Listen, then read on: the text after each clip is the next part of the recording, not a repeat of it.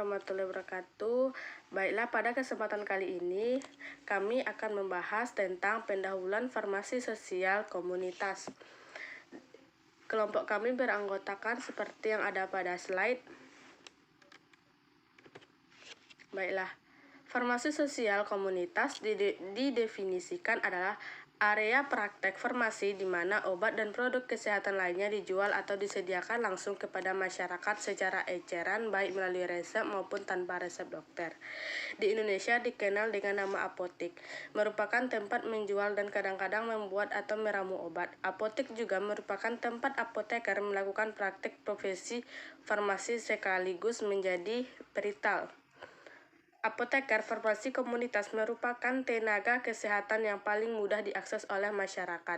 Farmasi komunitas tidak hanya berfokus pada peracikan dan pendistribusian obat saja, namun juga termasuk mengoptimalkan penggunaan obat, sehingga dapat meningkatkan outcome pasien, dan kedepannya farmasi komunitas diharapkan turut berpartisipasi dalam program pelayanan kesehatan promotif preventif.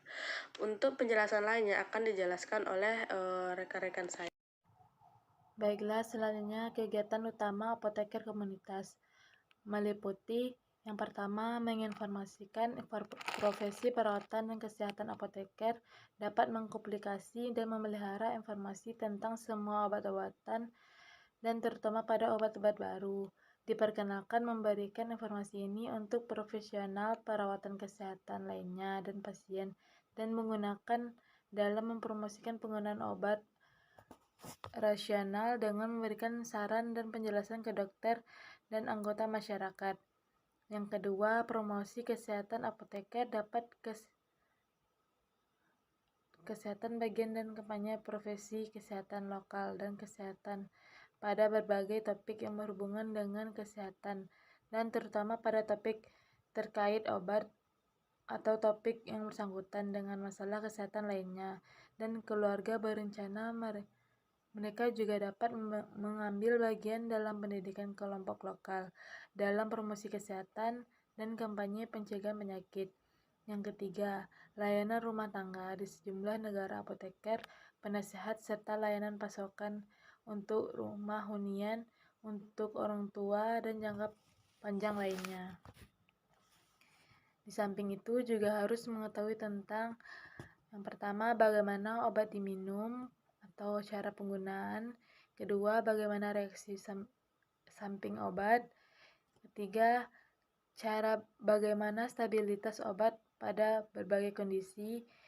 Dan yang keempat, toksisitas dan dosis obat serta rute penggunaan obat.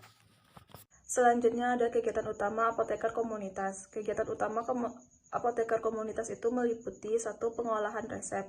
Apoteker memverifikasi legalitas, keamanan, dan ketepatan urusan resep, memeriksa obat catatan pasien sebelum mengeluarkan resep, memastikan bahwa jumlah obat yang dibagikan secara akurat, dan memutuskan apakah obat harus diserahkan kepada pasien.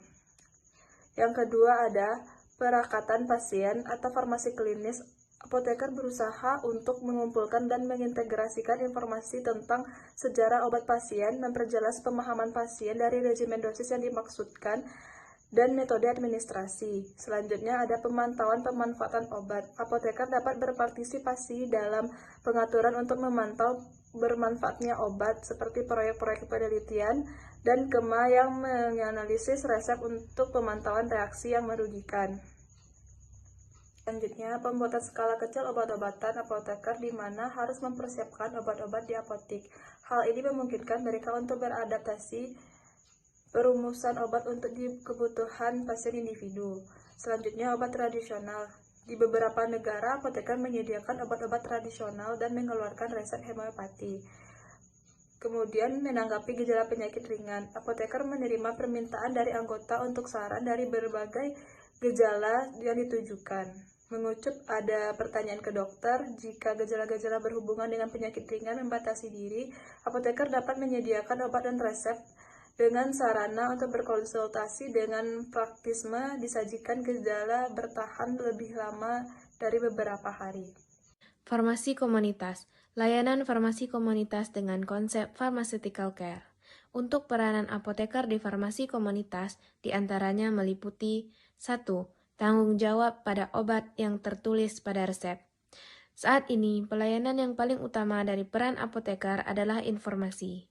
Informasi tentang obat yang seringkali diperlukan dan dibutuhkan oleh pasien. Untuk memberikan informasi yang benar tentang obat, seorang apoteker harus selalu berada di TKP atau tempat kegiatan penjualan dan pelayanan. 2.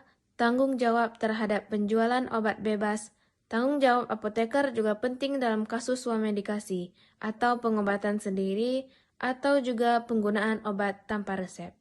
Apoteker wajib menasihati pasien, mengarahkan pasien, misalnya, apakah obat yang dipilih pasien itu cocok atau sesuai, atau pasien sebaiknya berkonsultasi dulu dengan dokter tentang penyakit dan obat yang sesuai. Selanjutnya yaitu fungsi apotek. 1.